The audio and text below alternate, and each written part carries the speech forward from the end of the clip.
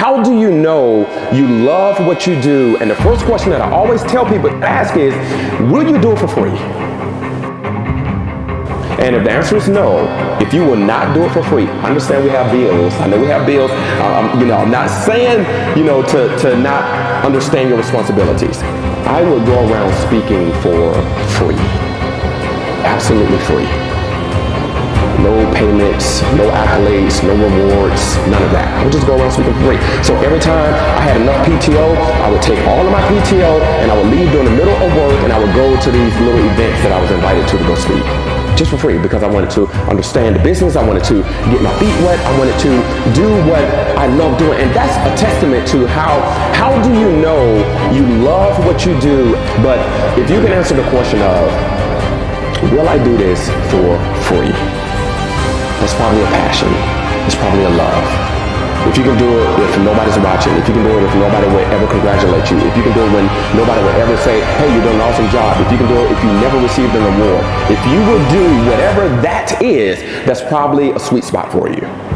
And most people, they struggle finding that sweet spot. They struggle getting there because of the benefits have overshadowed their dream, their goal, their idea a lot of times. Now have you set a personal goal or a personal plan for the 22-23 school year?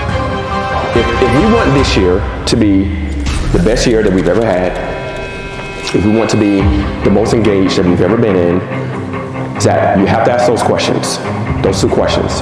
You have to know what is the personal reason, my personal drive, my personal motivation, what is my personal pull that I am going after for this year. And then once you identify that, then you have to say, okay, here are some of the challenges. Here are some of the possible outcomes, some of the possible hurdles, some of the possible obstacles that I might not have identified yet, but I need to identify them because once they get in the way, here's what happens is that once we start to run the race, right, everybody's always excited in the beginning. Think about January 1st. The new year comes around, everybody sets all of these goals, they have all of these dreams, and they set everything that they want to do. By the time March comes, 76% of people have given up on what they just said 2 months ago. Just 2 months ago. And the reason why is because they haven't identified what is the obstacle, what is the problem. So when I used to run track, what I would do is I would see the end of the race before the beginning. That's how you build endurance. So think about this word. Think about how you spell this real quick. It's ENDURANCE.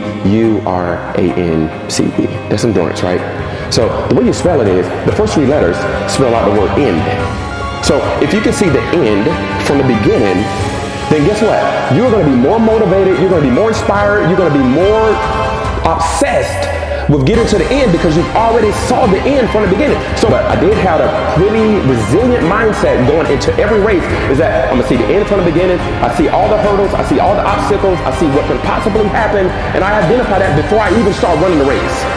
Because what I didn't want to happen is I did not want to get in the middle of the race and then find myself breathing too hard and exhausting from having to jump over too many hurdles if I didn't anticipate that. See, I already knew problems that would be there before I even started. And so that's why we always ask those 2 questions at the beginning. Your personal goal, which should drive you, which should keep you motivated, which should keep you hungry, which should keep you going. And then have you identified the obstacles, the problems, the challenges that may come up.